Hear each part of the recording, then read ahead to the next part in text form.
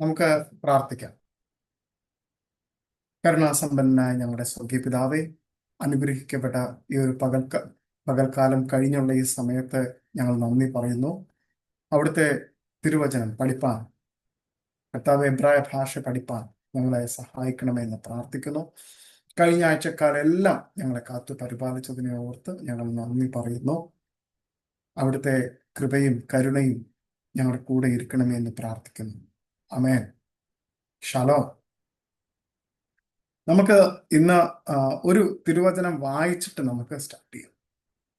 നെഹമ്യാവിന്റെ പുസ്തകം 6-ാം അധ്യായം, അതിന്റെ നെഹമ്യാവിന്റെ പുസ്തകം 8-ാം അധ്യായം, അതിന്റെ 6-ാമത്തെ വാക്യം. എസ്ര മഹാദൈവമായ യഹോവയെ സ്തുതിച്ചു, ജനമൊക്കെയും കൈ ഉയർത്തി ആമേൻ ആമേൻ എന്ന് പ്രതിവചനം പറഞ്ഞ് വണങ്ങി സാഷ്ടാംഗം വീണു യഹോവയെ നമസ്കരിച്ചു.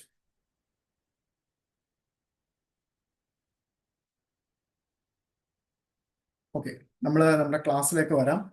എല്ലാവരും കഴിഞ്ഞ ആഴ്ച വളരെ സുഖമായി സന്തോഷമായി ഒക്കെയാണ് കടന്നു പോയതെന്ന് ഞാൻ വിശ്വസിക്കുന്നു. ഓക്കെ, നമ്മുടെ ക്ലാസ് കഴിഞ്ഞ ആഴ്ച നമ്മൾ പഠിച്ചു നിർത്തിയ കുറേ കാര്യങ്ങളുണ്ട്. അപ്പോ കഴിഞ്ഞ ആഴ്ചയില് ക്ലാസ് കഴിഞ്ഞതിന് ശേഷം നമ്മുടെ ക്ലാസ്സിൽ ഒരു വിദ്യാർത്ഥി എന്നെ വിളിച്ച് ഒരു കാര്യം പറഞ്ഞു. ഒരു സ്ലൈഡ് നമ്മൾ ചെയ്തത് വളരെ ഞാൻ പറഞ്ഞ കാര്യം ഇച്ചിരി തെറ്റായി പോയി എന്ന് പറഞ്ഞു. ഞാനത് പെട്ടെന്ന് നോക്കിയപ്പോൾ ശരിയാണ്, കാരണം ഞാനത് നിങ്ങളടുത്ത് പറഞ്ഞത് ഇച്ചിരി തെറ്റായി പോയി. അപ്പം നമുക്ക് ആ ഒരു സ്ലൈഡിലേക്ക് വീണ്ടും ഒന്ന് പോയി അത് കറക്റ്റ് ചെയ്യാം. അതൊരു ഉത്തരവാദിത്തമാണ്. അപ്പം ഞാൻ അതിലേക്ക് പോവുകയാണ്. അത് ചൂണ്ടിക്കാണിച്ച് തന്ന വിദ്യാർത്ഥി ആശ വർഗീസ് ആണ്. Thank you sister so much. കാരണം നമ്മളെല്ലാവരും ഒരുമിച്ച് ചിന്തിക്കുകയും പഠിക്കുകയും ഒക്കെ ചെയ്യുകയാണ്. അതുകൊണ്ട് വളരെ നന്ദി. കഴിഞ്ഞ വർഷവും ഇങ്ങനെ കുറച്ച് തിരുത്തലുകൾ എനിക്ക് ഉണ്ടായിട്ടുണ്ടായിരുന്നു. കാരണം ഇസ്രായേലിൽ താമസിക്കുന്ന 2 സഹോദരിമാർ കഴിഞ്ഞ വർഷം നമ്മുടെ പഠിക്കുന്നുണ്ടായിരുന്നു. കാരണം അവർ ആ കറക്റ്റ് ഉച്ചാരണത്തെ കുറിച്ച് വളരെ ആയിട്ട് എനിക്ക് പറഞ്ഞു തരും. ഇന്ന് എൻ്റെ അധ്യാപകൻ എന്നെ ഇങ്ങോട്ട് വിളിച്ചിരുന്നു. എൻ്റെ അധ്യാപകൻ എന്നെ ഹെബ്രായ ഭാഷ പഠിപ്പിക്കുന്ന അധ്യാപകൻ. അപ്പൊ ഞാൻ കുറേ കാര്യങ്ങൾ ഇങ്ങനെ സംസാരിച്ചപ്പോൾ വീണ്ടും എൻ്റെ വായിൽ നിന്ന് ഒരു ചെറിയ തെറ്റ് വീണു. അപ്പോ എന്നോടതിന്റെ തിരുത്തി എൻ്റെ അധ്യാപകൻ പറഞ്ഞു, നമ്മുടെ വായിലാണ് അനുഗ്രഹവും ശാപവും ഇരിക്കുന്നത്. എബ്രായ ഭാഷയുടെ ഒരു വലിയ പ്രത്യേകത എന്ന് പറയുന്നത്, നമ്മൾ കാര്യങ്ങളെ കൃത്യമായ രീതിയിലും അളവിലും അത് പറഞ്ഞില്ലെങ്കിൽ തെറ്റിപ്പോകും, അത് ശാപമായിട്ട് മാറും.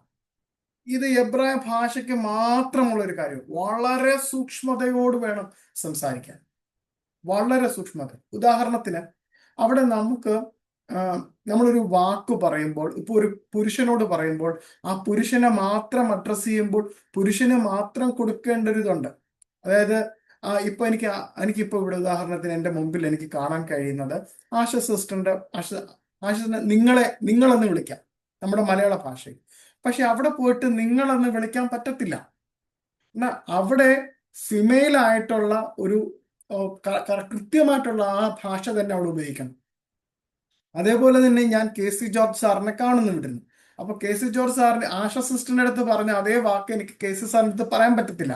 കാരണം KC സാറ് മെസ്കുലിൻ ആണ്. അപ്പൊ മെസ്കുലിൻ ഫോം തന്നെ ഉപയോഗിക്കണം. പിന്നെ നിങ്ങൾ എല്ലാവരും ഇവിടെ ഇരിക്കുന്നു. അപ്പൊ നിങ്ങൾ എല്ലാവരും മെസ്കുലിൻ ഫോം ഉപയോഗിച്ച് എനിക്ക് പറയാൻ പറ്റത്തില്ല. കാരണം പലതരത്തിലുള്ള സഹോദരിമാരുണ്ട്, സഹോദരന്മാരുണ്ട്. അപ്പൊ നിങ്ങളുടെ അടുത്ത് സംസാരിക്കാനായിട്ട് വേറൊരു ഫോം ഉണ്ട്. ആ ഫോം ഉപയോഗിച്ചാലേ ശരിയാവത്തുള്ളൂ. അതേപോലെ തന്നെ അതിൽ ഒരു ഒരു ഒരു വള്ളിയിൽ ഉള്ള വ്യത്യാസത്തിൽ ഞാൻ ഉച്ചാരണം മാറ്റിയാൽ, അല്ലെങ്കിൽ ഞാനത് എഴുതുമ്പോൾ തെറ്റിയാൽ അതിന്റെ അർത്ഥം മാറും. അതുകൊണ്ട് വളരെ കൃത്യമായിട്ട് അളന്ന് മുറിച്ച് പഠിച്ച് അത് നോക്കി കണ്ടാണ് നിങ്ങളിത് പഠിക്കേണ്ടത്. അതുകൊണ്ടാണ് എനിക്ക് ആ തെറ്റ് വന്നപ്പോൾ ആ തെറ്റ് നിങ്ങളുടെ മുമ്പിൽ ആദ്യം തിരുത്തണം തോന്നിയത്. ഇത് നിങ്ങളുടെ ഭാവി ജീവിതത്തിലും നിങ്ങളിത് പഠിക്കുമ്പോൾ ഇങ്ങനെയുള്ള തെറ്റുകൾ നിങ്ങൾക്കും വരാം. നമ്മളെല്ലാവരും മനുഷ്യരാണ്. നമ്മൾ പറയുമല്ലോ, തെറ്റുണ്ടാവുന്നത് മാനുഷികവും ക്ഷമിക്കുന്നത് ദൈവികവുമാണെന്ന്. അപ്പോൾ നമ്മൾ ആ ദൈവികമായ പദ്ധതിയിൽ നിൽക്കുന്ന മനുഷ്യരായതുകൊണ്ട് നമ്മൾക്ക് അങ്ങനെ തെറ്റ് വന്നാൽ അപ്പം തന്നെ നമ്മൾ അത് തിരുത്താനുള്ള ഒരു മനോഭാവം നമ്മുടെ ഉള്ളിൽ ഉണ്ടാവണം. ഇത് തന്നെയാണ് നമ്മൾ ബൈബിളിലും നമ്മൾ കാണുന്നത്. നമുക്കൊരു തെറ്റ്, ആർക്കും തെറ്റ് വരാം, പക്ഷെ അത് ഏറ്റു പറയാനുള്ള ഒരു വലിയ മനോഭാവം വേണം. അതുകൊണ്ട് ഞാൻ പെട്ടെന്ന് എൻ്റെ മനസ്സിലേക്ക് വരുന്നത് നാഥാൻ പ്രവാചകന്റെ നാഥാൻ പ്രവാചകൻ വന്ന് ദാവീദിനോട് പറഞ്ഞപ്പോ ദാവീദിന് പറയാം, നോ നോ നോ നോ, ഞാൻ രാജാവാണ്, എനിക്ക് ഇഷ്ടമുള്ള ആൾക്കാരെ കല്യാണം കഴിക്കാം, ഇഷ്ടമുള്ള കാര്യം കഴിക്കാം. അവിടെ അങ്ങനെയല്ല ദാവീദ് ചെയ്തത്. അവിടെ നമുക്ക് കാണുവാൻ കഴിയും അപ്പോൾ തന്നെ തന്റെ തെറ്റ് ഏറ്റു പറഞ്ഞ് അവിടെ ആ ആ തെറ്റിലേക്ക് വന്ന് മാനസാന്തരം ആരംഭിക്കുന്നതായിട്ടാണ് കാണും. അപ്പോൾ നമുക്ക് ആ സ്ലൈഡിലേക്ക് ഒന്ന് പോയിട്ട് വന്നിട്ട് നമ്മുടെ ക്ലാസ് തന്നെ നമ്മൾ സ്റ്റാർട്ട് ചെയ്യുവാണ്. അപ്പൊ നമ്മൾ ആ സ്ലൈഡും കൂടെ ഇൻക്ലൂഡ് ചെയ്ത് നിങ്ങൾക്ക് ഇന്ന് ഞാൻ പറഞ്ഞു തരും. ഞാൻ സ്ക്രീനിലേക്ക് അത് ഷെയർ ചെയ്യാൻ പോവാണ്.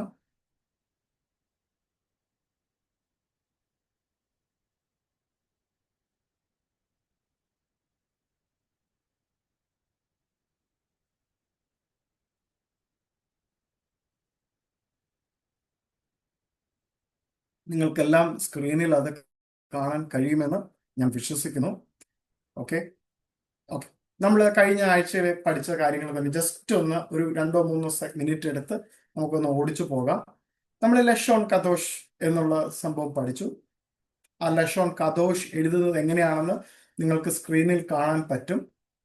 എന്തുകൊണ്ടാണ് ലഷോൺ കദോഷ് എന്ന് എഴുതുമ്പോൾ ആ ഓരോ അക്ഷരത്തിന്റെ മുകളിലും ഓരോ രീതിയിലുള്ള കിരീടം പോലെയുള്ള കാര്യങ്ങൾ എന്തുകൊണ്ടവിടെ വരച്ചു വെച്ചു എന്നൊക്കെ നമ്മൾ പഠിച്ചു. ഓർമ്മയുണ്ടോ? ഓർമ്മയുണ്ടാവണം. നമ്മൾ ആ ഒരു ലിപി അല്ലെങ്കിൽ ആ ഒരു ആൽഫബറ്റ് എഴുതുന്നതിന്റെ സ്റ്റൈലിന് നമ്മളൊരു സ്റ്റൈലൊക്കെ കഴിഞ്ഞ പ്രാവശ്യം പഠിച്ചിരുന്നു. അതൊക്കെ വളരെ ഓർത്തിരിക്കേണ്ടതാണ്. എന്തുകൊണ്ടാണെന്ന് വെച്ചാൽ ഈ ഭാഷയ്ക്ക് മാത്രമുള്ള ഒരു പ്രത്യേകതയാണ്. ഈ ഭാഷയിൽ മറ്റു ഭാഷകൾ, ഇംഗ്ലീഷ്, മലയാളത്തിനൊക്കെ നമുക്കൊരു അനാവശ്യമായ വാക്കുകൾ ഉപയോഗത്തിലുണ്ട്. പക്ഷേ എബ്രായ ഭാഷയിൽ അങ്ങനെ മോശമായിട്ടുള്ള ഒരു വാക്കുകളും ഇല്ല. വെറും 400 വാക്കുകൾ കൊണ്ട് മാത്രമാണ് വിശുദ്ധ വേദഗ്രന്ഥമായ തനാഖ് എഴുതപ്പെട്ടത്. സോറി, അനുമാമയ്ക്ക് കേൾക്കാൻ പറ്റുന്നില്ലയോ? കാരണം ചെവി ഇങ്ങനെ പിടിച്ചിരിക്കുന്നത് കൊണ്ട് ചോദിച്ചാ. കുഴപ്പമില്ല, കേൾക്കാൻ പറ്റത്തില്ല, ഞാൻ ഇച്ചിരി ഉറക്കെ പറയാം, കുഴപ്പമില്ല.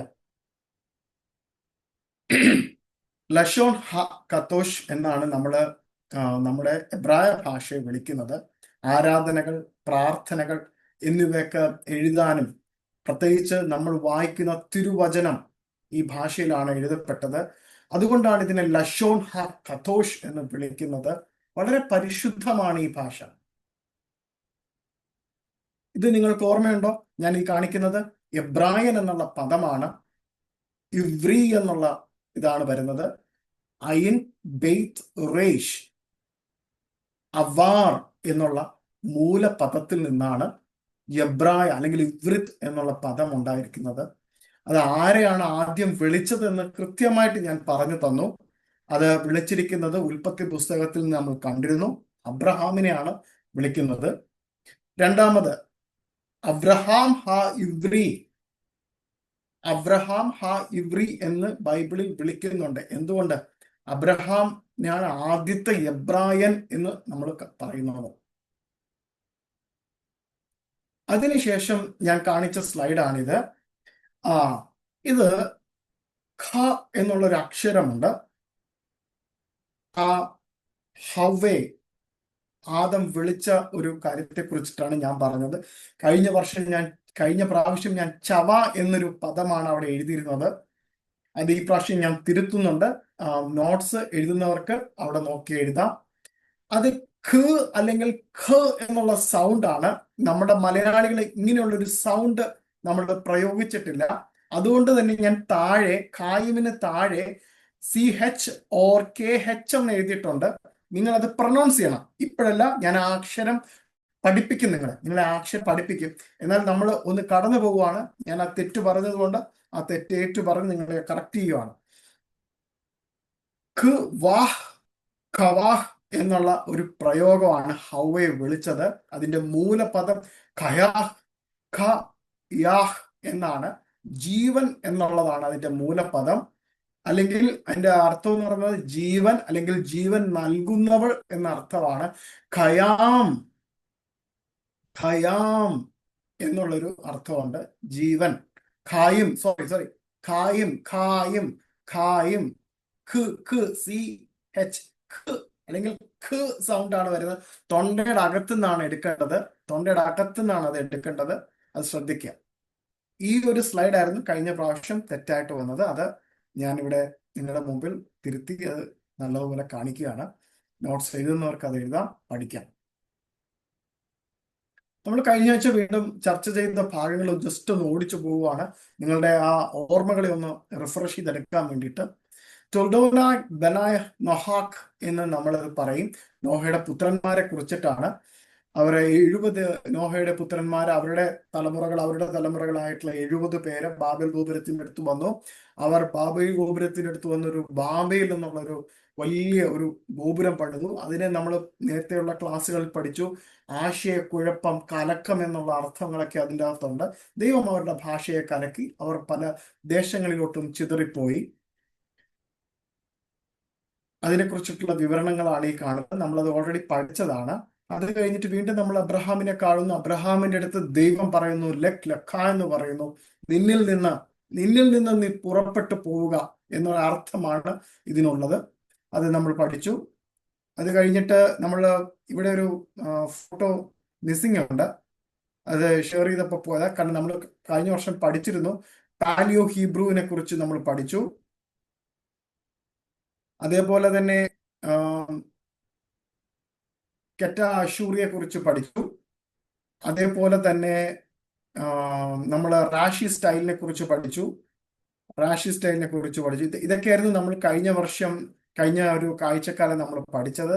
നമ്മൾ നേരത്തെ കണ്ടത് എന്തായിരുന്നു? ഏത് അക്ഷരമാണെന്ന് അല്ലെങ്കിൽ ഏത് സ്റ്റൈലാണെന്ന് നിങ്ങൾക്ക് പറയാമോ?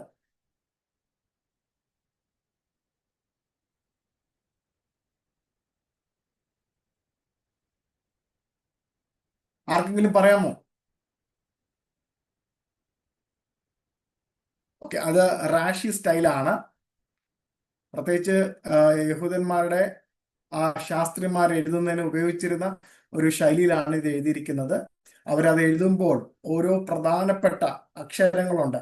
കാരണം എവിടെയാണ് അതിന്റെ പ്രാധാന്യം വരുന്ന ആ അക്ഷരത്തിന്റെ മുകളിൽ അവരിങ്ങനെ കിരീടം പോലെയുള്ള കാര്യങ്ങൾ വരച്ചു വെക്കാറുണ്ട്. ഓക്കെ,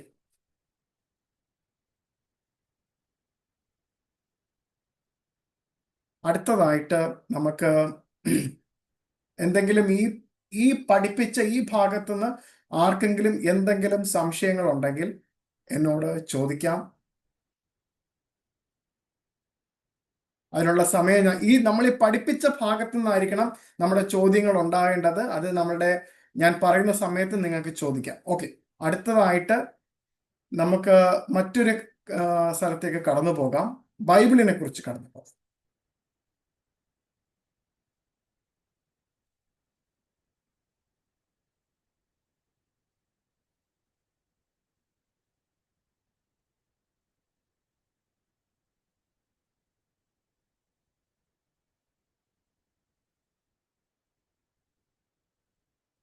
നിങ്ങൾക്ക് കാണാൻ പറ്റുമെന്ന് ഞാൻ വിശ്വസിക്കുന്നു.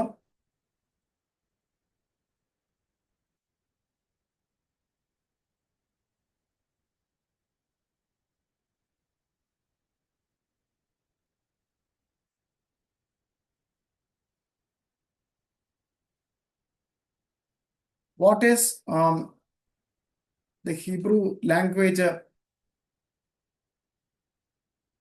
എഴുതപ്പെട്ടത്? നിങ്ങൾക്കെല്ലാം അറിയാം, അത് ഓൾഡ് ടെസ്റ്റ്മെന്റ് എല്ലാം എഴുതിയത് ഹീബ്രു ഭാഷയിലാണെന്ന് അറിയാം. അതായത് ഉൽപ്പത്തി മുതൽ മലാക്കി വരെയുള്ള എല്ലാം എഴുതപ്പെട്ടത് ഹീബ്രു ഭാഷയിലാണെന്നറിയാം. പക്ഷെ വർഷങ്ങൾ എടുത്തു, പല നൂറ്റാണ്ടുകൾ എടുത്തു അതിൻ്റെ പൂർണ്ണമായിട്ടുള്ള ആ ബൈബിൾ പൂർത്തീകരിക്കാനായിട്ട്. അതിൽ 3 സ്റ്റേജസിനെ കുറിച്ചിട്ടാണ് പറയുന്നത്.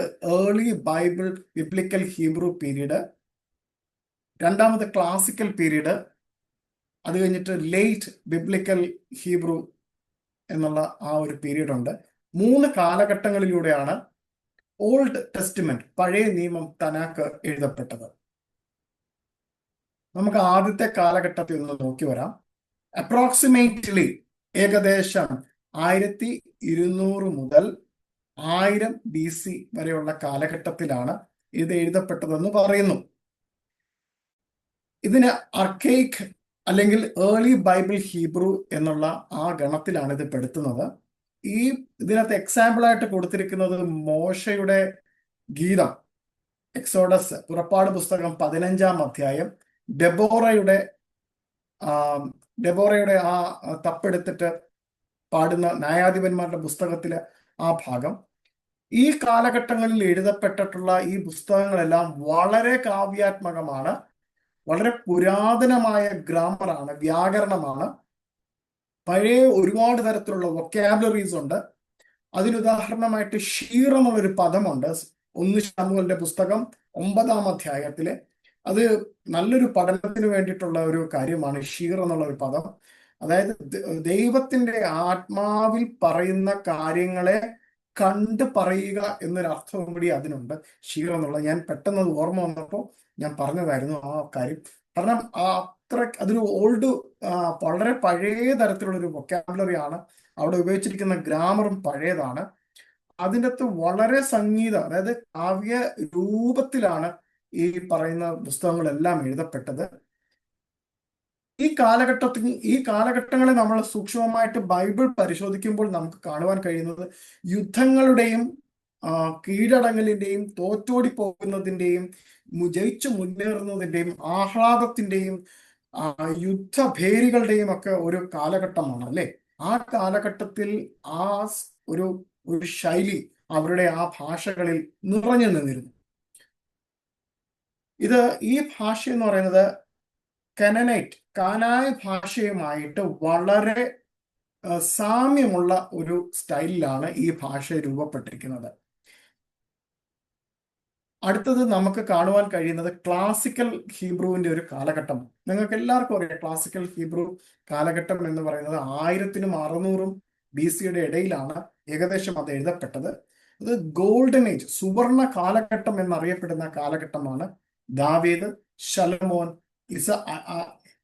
യെശയ്യാവ് പോലെയുള്ള ആൾക്കാർ ജീവിച്ചിരിക്കുകയും അവരെഴുതപ്പെട്ട പുസ്തകങ്ങളാണ്.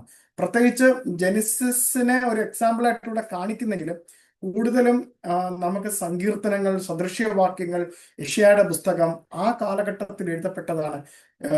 ഈ ക്ലാസിക്കൽ ബിബ്ലിക്കൽ ഹീബ്രുവിന്റെ കാലഘട്ടം എന്ന് പറയുന്നത്.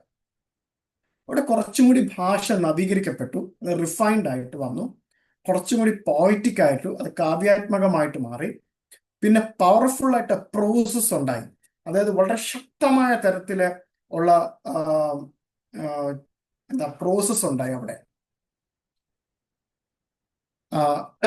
ഇതെല്ലാം ചരിത്ര പുസ്തകങ്ങളായിട്ടും സങ്കീർത്തനങ്ങളായിട്ടും ഒക്കെ എഴുതപ്പെട്ടതായിരുന്നു തോറയില്.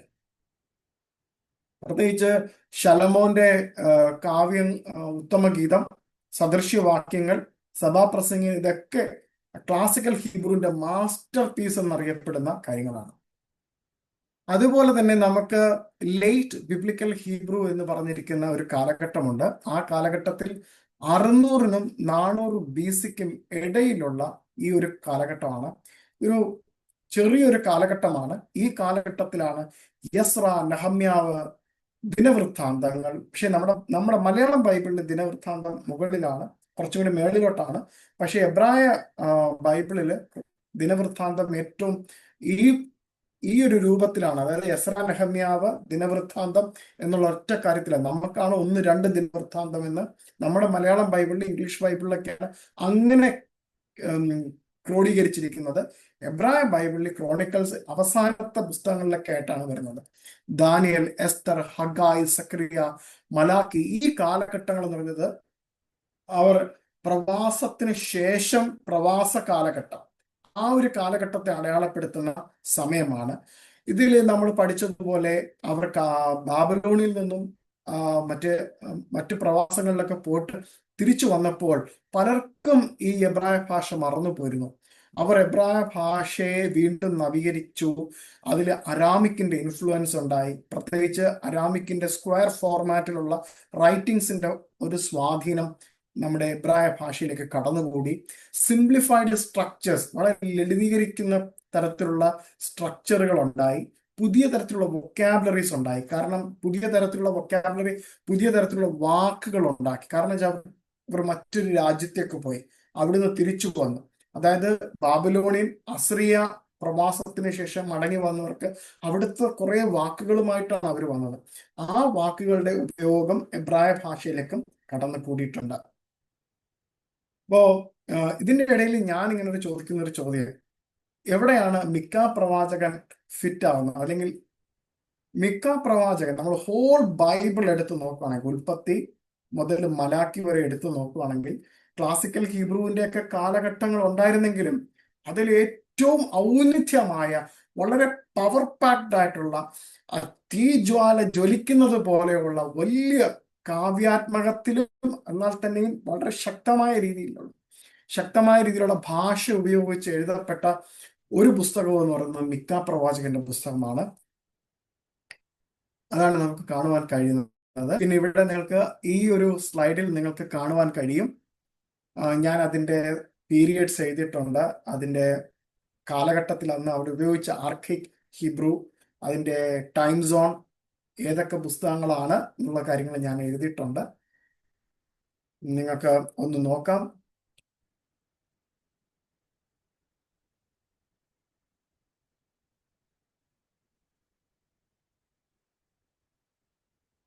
ഇത് ആർക്കൈക് കാലഘട്ടത്തിൽ എഴുതപ്പെട്ട പുസ്തകങ്ങളുടെ ഒരു ഇതാണ്, ഞാനിവിടെ ഉദാഹരണമാണ് കാണിച്ചിരിക്കുന്നത്.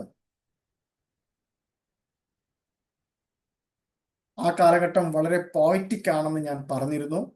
ആ കാലഘട്ടത്തിന്റെ വൊക്കാബുലറിയെ കുറിച്ച് ഞാൻ പറഞ്ഞു. ഉർഗാറ്റിക് കനനൈറ്റ് ലാംഗ്വേജുമായിട്ട് വളരെ സാമ്യമുള്ളതാണ്, അല്ലെങ്കിൽ സ്വാധീനം വളരെ ഉണ്ടായിരുന്നു. ഈ കാലഘട്ടത്തിൽ ഉപയോഗിച്ചിരിക്കുന്നത് പാലിയോ ഹീബ്രു ആണ്.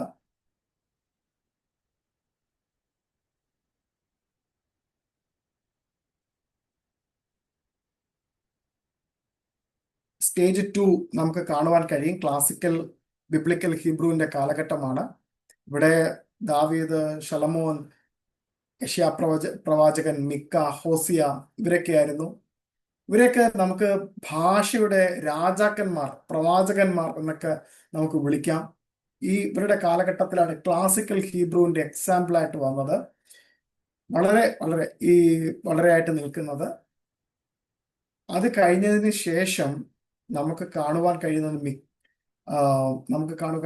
മൂന്നാമത്തെ സ്റ്റേജ് ആയിട്ടുള്ള ലേറ്റ് ബിബ്ലിക്കൽ ഹീബ്രുവിന്റെ കാലഘട്ടമാണ്. അതിൻ്റെ അകത്ത് ഇവർ കടന്നു വന്നതിന് ശേഷം ബാബിലോണിയൻ, അസിറിയ സാമ്രാജ്യങ്ങളുടെ സ്വാധീനം വളരെയേറെ ഉണ്ട്.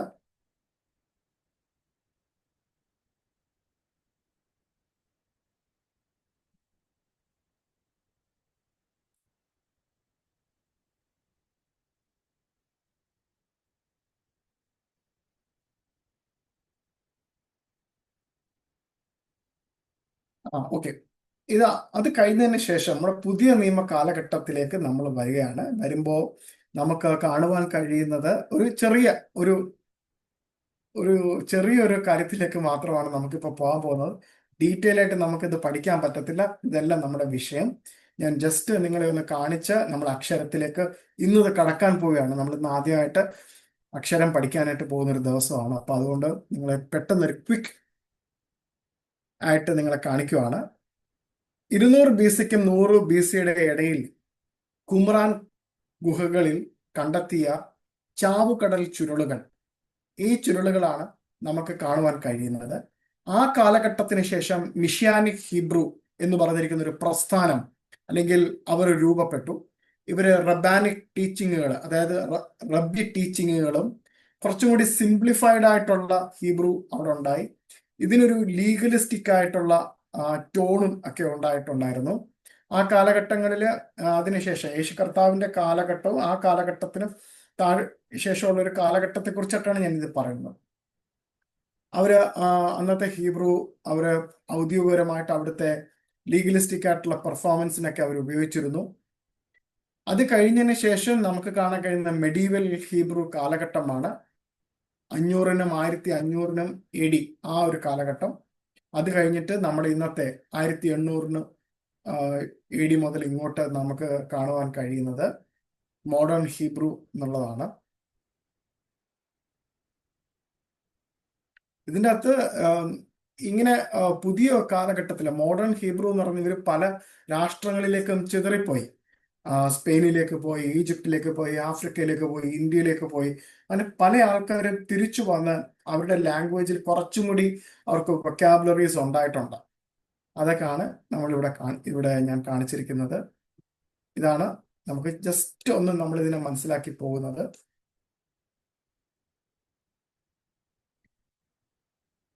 എനിക്കറിയാം ഞാൻ സ്ലൈഡുകൾ വളരെ സ്പീഡായിട്ടാണ് പോയത്. ഇറ്റ്സ് നോട്ട്, നമുക്ക് അങ്ങനെ നിർത്തിപ്പോകി ഓരോ പോർഷനും കാണിക്കാൻ പറ്റത്തില്ല. I will try my best to put on, നമ്മുടെ ഗ്രൂപ്പിൽ ഞാൻ ഷെയർ ചെയ്യാം. സോ നിങ്ങൾക്കത് വായിച്ച് നോക്കി മനസ്സിലാക്കാനുള്ള കാര്യം മാത്രമേ ഉള്ളൂ. കാരണം അതിൻ്റെ ഡീറ്റെയിൽ സ്റ്റഡി അടുത്ത വർഷം തുടങ്ങാനിരിക്കുന്ന, അടുത്ത വർഷം നമ്മുടെ കോഴ്സ് വേറൊരു ഡെവലപ്മെന്റിലേക്ക് പോവുകയാണ്. ഞാനത് പറയാൻ മറന്നുപോയി. എല്ലാ വിദ്യാർത്ഥികളോടും ഞാനത് പറയാൻ മറന്നുപോയി. ഈ എന്നെ കേട്ടുകൊണ്ടിരിക്കുന്ന ഒരുപാട് വിദ്യാർത്ഥികളുണ്ടാവും, അവർക്കും കൂടെ വേണ്ടിയിട്ട് ഞാൻ പറയുവാണ്. നമ്മുടെ കോഴ്സ്, ഫ്രീ കോഴ്സ് ഇതോട് കൂടി തീരുവാണ്. 2025 നമ്മുടെ ഫ്രീ കോഴ്സ് തീർന്നിട്ട് നമ്മുടെ മെനോറ ഇതിനെ ഒരു വർഷത്തെ കോഴ്സാക്കി മാറ്റുക. ഒരു വർഷത്തെ കോഴ്സ് എന്ന് പറയുമ്പോൾ ഇതിൻ്റെ അകത്ത് നമ്മൾ തുടക്കം തന്നെ എന്താണ് ഭാഷ എങ്ങനെ രൂപപ്പെട്ടു, ഇതൊന്നും അവിടെ ഞാൻ പഠിപ്പിക്കാൻ പോകുന്നില്ല. ഞാൻ ആദ്യം തന്നെ നിങ്ങളുടെ 1-ാം ക്ലാസ്സിലും 2-ാം ക്ലാസ്സിലും നമ്മുടെ സ്കൂളിൽ, നമ്മുടെ നാട്ടിൽ വരുമ്പോൾ A for ആപ്പിൾ എന്ന് പഠിപ്പിക്കുന്നത് പോലെ തന്നെ നിങ്ങളെ ആലഫ്, ബെയ്ത്ത്, ഗിമൽ, ദാലത്ത്, ഹേ, വാവ്, ഹെറ്റ്, യോദ് എന്നും പറഞ്ഞിട്ടായിരിക്കും നിങ്ങളെ പഠിപ്പിക്കുന്നത്. അങ്ങനെ പഠിപ്പിച്ചു പോകുന്നു. അതിൻ്റെ കൂട്ടത്തിൽ നിങ്ങളെ ഗ്രാമർ പഠിപ്പിക്കുന്നു. കാരണം അങ്ങനെ നിങ്ങൾക്ക് ചെറിയ വേർഡ്സുകൾ തരുന്നു, അത് പഠിപ്പിക്കുന്നു. അത് പഠിപ്പിച്ചിട്ട് നിങ്ങളെ കൊണ്ട് ഹെബ്രായ ബൈബിൾ തന്നെ തുടക്കം തന്നെ വായിപ്പിക്കുന്നു. അതിൻ്റെ നടുവിലൂടെയാണ് നിങ്ങളെ വീണ്ടും ഈ ഭാഷ എന്താണ്, എവിടുന്ന് സ്റ്റാർട്ട് ചെയ്തു, എന്താണ് ഉർഗാറ്റിക് ലാംഗ്വേജ്, എന്താണ് കനനൈറ്റ് ലാംഗ്വേജ്, ഇത് എങ്ങനെയാണ് വന്നിരിക്കുന്നത്, എന്താണ് അരാമിക് ലാംഗ്വേജിന്റെ സ്ട്രക്ചർ, എങ്ങനെ ഈ അരാമിക് ലാംഗ്വേജ് ഫോം ചെയ്തു, ഏതൊക്കെ ലാംഗ്വേജിലൂടെ ഫോം ചെയ്തു എന്നതിനെ കുറിച്ചൊരു ഡീറ്റെയിൽ സ്റ്റഡി നമുക്ക് ഒരു കൊല്ലത്തെ ക്ലാസ് കൊണ്ട് എടുത്തു തീർക്കാൻ പറ്റുകയുള്ളൂ. നമുക്ക് 6 മാസം, നമ്മൾ ഒരു ദിവസമാണ് കാണുന്നത്. പക്ഷെ അടുത്ത വർഷം നമ്മുടെ 2026 ക്ലാസ്സിൽ നമുക്ക് ആഴ്ചയിൽ 2 തവണയാണ് നിങ്ങളുടെ ക്ലാസ്. ജോയിൻ ചെയ്യാൻ താല്പര്യമുള്ളവർക്ക് 2 ദിവസമാണ് നിങ്ങളുടെ ക്ലാസ്. നിങ്ങൾക്ക് 1 മണിക്കൂറല്ല ക്ലാസ്, 1.5 മണിക്കൂറാണ് ക്ലാസ്. സോ ഒരുപാട് വേരിയേഷൻസ് ഉണ്ട്. വർക്ക് ബുക്ക് ഉണ്ട്, അസൈൻമെന്റ്സ് ഉണ്ട്, റീഡിംഗ് പ്രാക്ടീസ് ഉണ്ട്. അതേപോലെ തന്നെ നിങ്ങൾ എഴുതിക്കൊണ്ട് വരണം, അത് ഞാൻ കറക്റ്റ് ചെയ്യും. അത് ഒരുപാട് ഡിക്റ്റേഷൻസ് ഉണ്ട്. അതായത് ക്ലാസ്സിൽ തന്നെ ഇരുന്നിട്ട് നിങ്ങൾ എഴുതി അപ്പം തന്നെ എന്നെ കാണിക്കുന്ന രീതിയിലുള്ള എല്ലാ രീതികളും ഞാൻ പ്രാക്ടീസ് ചെയ്തുകൊണ്ടിരിക്കുകയാണ്. സോ അത് നമ്മുടെ സ്കൂളിന്റെ ഒരു ലെവലിലേക്ക് നമ്മൾ പോയിക്കൊണ്ടിരിക്കുകയാണ്. ദൈവം ഓരോ കാലഘട്ടത്തിലും ദൈവം നടത്താനായിട്ട് ദൈവം കാണിക്കുന്നു. അതേപോലെ ചൂടുകൾ വെക്കാൻ ഞാൻ ആഗ്രഹിക്കുന്നു. പിന്നെ നിങ്ങളുടെ നിർദ്ദേശങ്ങൾ, കാരണം ഇതിൽ തന്നെ കഴിഞ്ഞ പ്രാവശ്യം നമ്മുടെ ക്ലാസ് കഴിഞ്ഞ ഉടൻ തന്നെ സിസ്റ്റർ എനിക്ക് ഉടൻ തന്നെ ഇങ്ങനെ ഒരു തെറ്റുണ്ടായിരുന്നു സാറേ, ഇങ്ങനെയായിരുന്നു എന്ന് പറഞ്ഞപ്പോൾ നമ്മളത് മനസ്സിലാക്കി. ഞാനത് പറയാൻ കാരണം നമ്മളിത് 2ാമത്തെ വർഷമാണ്. ഇതിൻ്റെ അകത്ത് ആദ്യത്തെ വർഷത്തിൽ ക്ലാസ്സിൽ ഇരിക്കുന്ന സാങ്കി ഉണ്ട്, ബിജി സിസ്റ്റർ ഉണ്ട്, മഞ്ജു സിസ്റ്റർ ഉണ്ട്, വേറെ കുറെ 2-3 പേരുണ്ട്. അപ്പൊ വിവേകാനന്ദൻ സാറുണ്ട്, ലോവി സിസ്റ്റർ ഉണ്ട്. ഇപ്പം ഇവർക്കൊക്കെ അറിയാം ഞാൻ എന്താണ് ഫസ്റ്റ് ഇയറിൽ പഠിപ്പിച്ചത്. ഓക്കെ, ഇത്രയൊക്കെയാണ് എനിക്ക് പറയാനുള്ളത്. നിങ്ങൾക്കും ഈ ക്ലാസ്സിലുള്ള 3 പേര് 1 ഇയർ കോഴ്സിനൊക്കെ ജോയിൻ ചെയ്തു. നിങ്ങൾക്കും അത് ജോയിൻ ചെയ്യാം. എന്നെ കേട്ടുകൊണ്ടിരിക്കുന്ന അനേകം പ്രിയപ്പെട്ടവരുണ്ട്, വിവിധ രാജ്യങ്ങളിൽ, വിവിധ ദേശങ്ങളിൽ ഇരുന്ന് എന്നെ കേൾക്കുന്നവരുണ്ട്. നിങ്ങൾക്കും എൻ്റെ ഈ 1 വർഷത്തെ കോഴ്സിനൊക്കെ ജോയിൻ ചെയ്യാം. അപ്പോൾ ആ കോഴ്സിലേക്ക് ജോയിൻ ചെയ്യുമ്പോൾ നിങ്ങൾക്കും അതൊരു അനുഗ്രഹമാകും. ഓക്കെ, നമുക്ക് ചില അറിയിപ്പുകളിലേക്ക് പോകാം.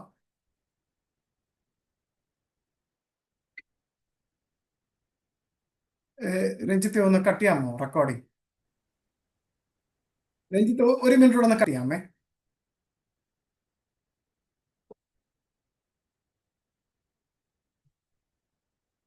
ഓക്കെ, അപ്പോൾ നമ്മുടെ ഇൻട്രൊഡക്ഷൻ ക്ലാസ് തീർന്നു. നിങ്ങൾക്ക് അധികം സംശയമില്ലെന്ന് കണ്ടു. എനിക്ക് വളരെ ഹാപ്പിയാണ്. നിങ്ങൾക്ക് സംശയങ്ങൾ വളരെ കുറച്ചേ ഉണ്ടായിരുന്നുള്ളൂ. അപ്പോൾ നിങ്ങളുടെ സംശയങ്ങളെല്ലാം മാറ്റി വെച്ചിട്ട് ഞാൻ നമ്മുടെ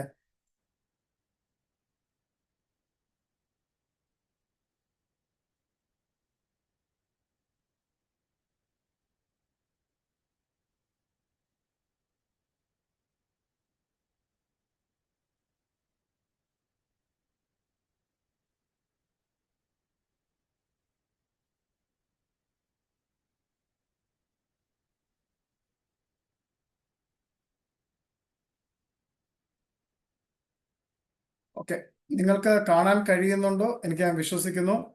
ഓക്കെ, ആലഫ്, ബെയ്ത്ത്, ഗിമൽ,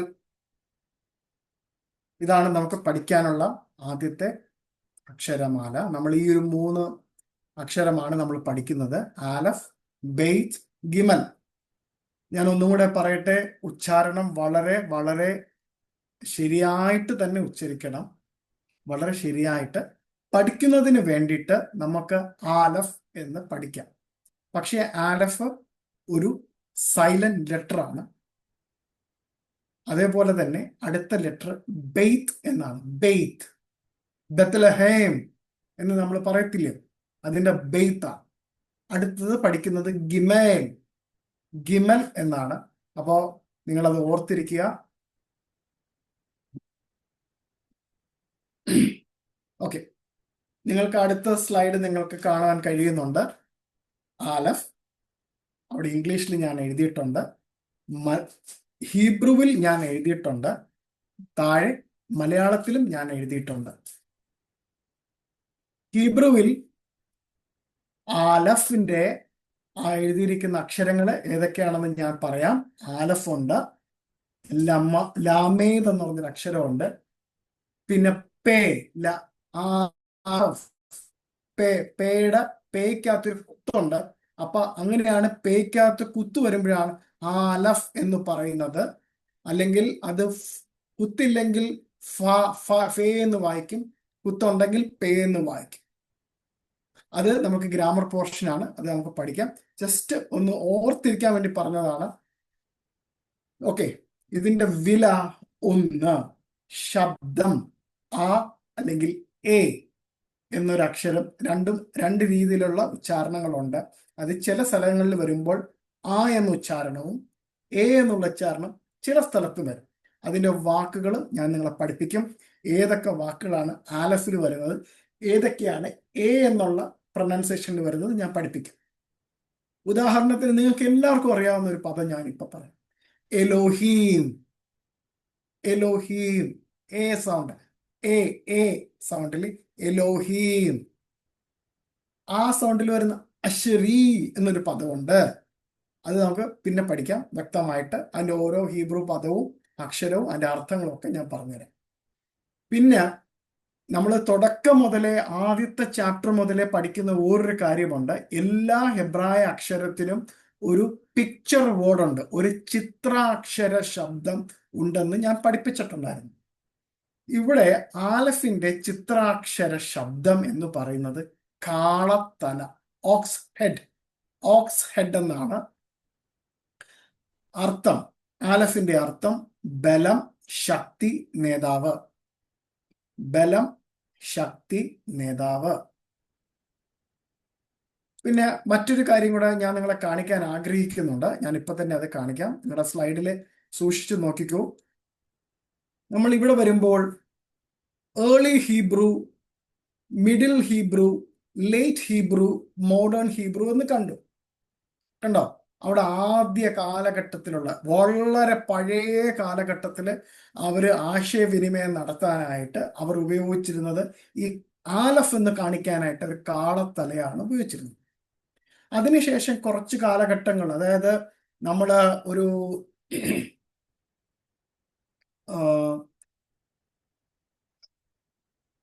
നമ്മുടെ ക്ലാസിക്കൽ ഹീബ്രുവിന്റെ ആ കാലഘട്ടത്തിലൊക്കെയാണ് നമ്മൾക്ക് ഈ ഒരു രണ്ടാമത് കാണുന്ന ഒരു ആൽഫബറ്റ് കാണാൻ പറ്റുന്നത്. കുറച്ചും കൂടി പ്രവാസമൊക്കെ കഴിഞ്ഞു വന്നപ്പോഴാണ് നമുക്ക് ഈ ലേറ്റ് ഹീബ്രു എന്ന് പറഞ്ഞ് എഴുതിയിരിക്കുന്ന ആ ഒരു സ്ക്വയർ ഫോർമാറ്റിലേക്ക് യസ്ര, നെഹമ്യാവ്, സക്രിയ പ്രവാചകൻ ഇവരുടെയൊക്കെ കാലഘട്ടത്തിലൊക്കെ എഴുതപ്പെട്ട് ഇരിക്കുന്ന ഒരു സ്റ്റൈലാണ് ഈ നടുക്ക് ഈ മൂന്നാമത് കാണുന്നത്. പിന്നെ മോഡേൺ ഇന്നത്തെ നമ്മുടെ കാലഘട്ടത്തിലെ എഴുത്ത് ഭാഷയിലെ ലിപിയിലാണ് നമ്മൾ ഇത് കാണുന്നത്. ഇംഗ്ലീഷിലുള്ളവർക്ക് വേണ്ടിയിട്ടും ഞാൻ താഴെ എഴുതിയിട്ടുണ്ട്. Pictograph ox head is a first letter. It's a meaning power, authority, strength and chief and numerical value is 1. നിങ്ങൾ ഈ പടം ശ്രദ്ധിച്ചോ എന്ന് എനിക്ക് അറിയത്തില്ല. ഇതിൻ്റെ അകത്ത് നിങ്ങൾ ആലഫ് എന്ന് പറയുന്നതിനെ കാണിക്കുന്നു. ആലഫിന്റെ അകത്ത് 2 കൈ കാണിക്കുന്നു. 3 ക്ലോക്ക് ഉണ്ട്. 1, 2, 3, 4, 5 ക്ലോക്കുകൾ കാണിക്കുന്നു. ഇടയ്ക്ക് ഒരു നമ്പർ 1 എന്ന് കാണിക്കുന്നു. ഇതെല്ലാം കാണിക്കുന്നത് എന്താണ് കാണിക്കുന്നത്? ആലഫ് എന്ന് പറയുന്നത് നമ്മൾ ഇവിടെ ബലം, ശക്തി, നേതാവ് എന്ന് നമ്മൾ പഠിച്ചു. ഇത് കാണിക്കുന്നത് സർവശക്തനായ ദൈവത്തെ, സർവശക്തനായ ദൈവത്തെ കാണിക്കുന്നതാണ്, അടയാളപ്പെടുത്തുന്നതാണ്. ഇവിടെ മുകളിൽ ഒരു വാക്യം എഴുതിയിട്ടുണ്ട്, ഡ്യൂട്രോണമി 6:4. ഡ്യൂട്രോണമി 6:4 എന്താ നമുക്ക് വായിക്കാൻ കഴിയുന്നത്? ആർക്കെങ്കിലും ഒന്ന് പെട്ടെന്ന് ദൈവവചനത്തിന്റെ ഭാഗം ഒന്ന് വായിക്കാമോ? പെട്ടെന്ന്. അടുത്ത പ്രാവശ്യം മുതൽ നിങ്ങൾ ബൈബിള് കൂടെ കരുതണം. എനിക്ക് ബൈബിൾ വായിച്ചു തരാൻ ആരെങ്കിലും പ്രിയപ്പെട്ടവര് ഞാൻ വായിക്കാം എന്ന് പറഞ്ഞ് ആരെങ്കിലും ഒരുങ്ങി വരുവാണെങ്കിൽ നന്നായിരിക്കും. അവരുടെ പേര് മുൻകൂട്ടി പറയണമെങ്കിൽ ഞാൻ അവരെ വിളിക്കാം. ഇസ്രായേലെ കേൾക്ക, യഹോവ നമ്മുടെ ദൈവമാകുന്നു, യഹോവ ഏകൻ തന്നെ. ഏകൻ തന്നെ, ഏകൻ. അപ്പോ നമ്മള് വാല്യൂവിന്റെ നമുക്ക് അവിടെ കൊടുക്കാം. Deuteronomy chapter 6, 4 verse 4. ഏകൻ, ഇസ്രായേലെ കേൾക്കാം.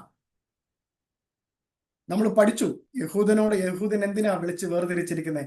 യഹൂദനെ വിളിച്ച് വേർതിരിച്ചിട്ട് അവൻ ആരാണെന്നും അവന്റെ ആരാധന എന്താണെന്നും അവൻ ലോകത്തിന് മുമ്പിൽ സാക്ഷീകരിക്കുക എന്ന് നമ്മൾ പഠിച്ചു. അപ്പോൾ ലോകത്തിന്റെ മുമ്പിൽ യഹൂദൻ സാക്ഷീകരിച്ചു. എന്താണ്? ഇസ്രായേലെ. ആരാണ് ഇസ്രായേൽ എന്നുള്ള പേരിട്ടത്? ആരാണ്? എല്ലാവർക്കും അറിയാം. ദൈവമാണ് യാക്കോബിനെ നോക്കി വിളിച്ചത്. ഇന്നു മുതൽ നിന്റെ പേര് യാക്കോബ് എന്നല്ല, ഇസ്രായേൽ എന്നാണ്. ആ ഇസ്രായേലെ കേൾക്ക, നിന്റെ ദൈവമായ യഹോവ ഏകനാണ്. അതേപോലെ പുതിയ നിയമത്തോടുള്ള ബന്ധത്തിൽ നമുക്ക് ഒരു വാക്യം കൂടെ വായിക്കാം. വെളിപ്പാട് പുസ്തകം 22:13.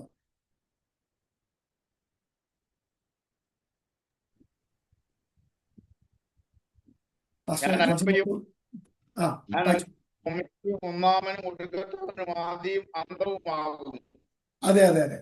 നമ്മൾ അവിടെ ആൽഫയും ഒമേഗയും എന്നാണ് നമ്മുടെ മലയാളത്തിൽ പോലും വായിച്ചത്. പക്ഷെ യഥാർത്ഥത്തില് ദൈവപിതാവ് യേശു കർത്താവ് യഹോശുവ യോഹന്നാനോട് പറഞ്ഞത്, I am the aleph and the tau. Aleph tau ആണ് ഞാൻ. ഈ ആലഫ് തൗ എന്നുള്ള ആ ഒരു സംഭവം ഉൽപ്പത്തി പുസ്തകത്തിന്റെ 1-ാം അധ്യായം 1-ാമത്തെ വാക്യത്തിൽ കിടപ്പുണ്ട്. അത് വിട്ടുപോയി. എവിടെ വിട്ടുപോയി? നമ്മുടെ ട്രാൻസ്ലേഷൻസിനെല്ലാം വിട്ടുപോയി. അത് ഹീബ്രുവിൽ അതുണ്ട്. പക്ഷെ നമ്മുടെ വേദപുസ്തകത്തിലും ഇംഗ്ലീഷിലും എല്ലായിടത്തും അത് വിട്ടുപോയി. സെപ്റ്റജന്റ് വരെ വിട്ടു. സെപ്റ്റജന്റ് ആരാണ് വിവർത്തനം ചെയ്തതെന്ന് ഞാൻ പറഞ്ഞു, ഞാൻ പഠിപ്പിച്ചു. സെപ്റ്റജന്റ് അത് ആർക്കെങ്കിലും അറിയാത്തുണ്ടെങ്കിൽ എന്നോട് ഒന്നുകൂടെ പറയുക. നമുക്ക് അടുത്ത ക്ലാസ്സിൽ വീണ്ടും ആ സെപ്റ്റജന്റ് ആരാണ് എഴുതിയത് അല്ലെങ്കിൽ വിവർത്തനം ചെയ്തത് ഞാൻ പറഞ്ഞുതരാം. അവർ ചെയ്തപ്പോ യത്ത് എന്നുള്ളൊരു വാക്ക് വിട്ടുപോയി. യത്ത്, ആലഫ് തൗ എന്ന് എഴുതുന്ന യത്ത് എന്നുള്ള വാക്ക് വിട്ടുപോയി. നമ്മുടെ ഒരു സ്ലൈഡിൽ അതിനെക്കുറിച്ച് ഞാൻ പറയുന്നുണ്ട്. അത് വിട്ടുപോയത് കൊണ്ട് അതിന്റെ ആ ബൈബിളിൽ എന്താണ് പൂർണ്ണമായി ഉദ്ദേശിക്കുന്നതിന്റെ അർത്ഥം തന്നെ വിട്ടുപോയി. അപ്പോ അടുത്ത ഒരു വരിയും കൂടെ നമുക്ക് വായിച്ചിട്ട് ഇന്നത്തെ ക്ലാസ് നമുക്ക് അവസാനിപ്പിക്കാം. യോഹന്നാന്റെ സുവിശേഷം 17-ാം അധ്യായം അതിന്റെ 21-ാമത്തെ വാക്യം.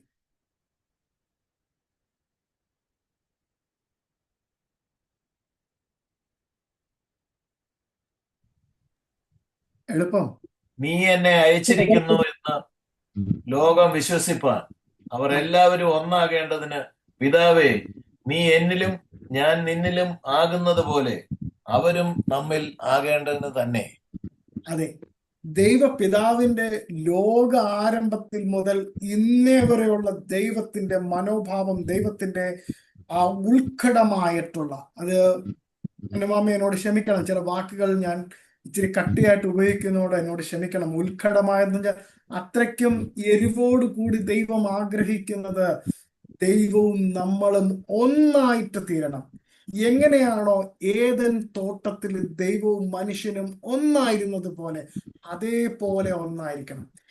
ഈ ഒരു വാർത്ത, ഈ ഒരു സ്വർഗത്തിന്റെ ശബ്ദം മനുഷ്യന്മാർ കേട്ടിട്ട് മനസ്സിലായില്ല. അവര് ന്യായപ്രമാണത്തെ ഒരു മതമാക്കി മാറ്റി, ന്യായപ്രമാണത്തെ ഒരു സംഭവമാക്കി മാറ്റി. ആർക്കും അതിലേക്ക് അടുക്കാൻ പറ്റാത്തവണ്ണം ഇവര് തെറ്റുകൾ ചെയ്ത് ദൈവത്തെ അങ്ങ് ഒരു കൂടാരത്തിന്റെ ഉള്ളിലേക്ക് തറച്ച് വെച്ചിരുന്നു. ആ കൂടാരത്തിന്റെ വെളിയിലേക്ക് വന്ന ദൈവത്തിന്റെ സ്വരമാണ് യേശു കർത്താവ്.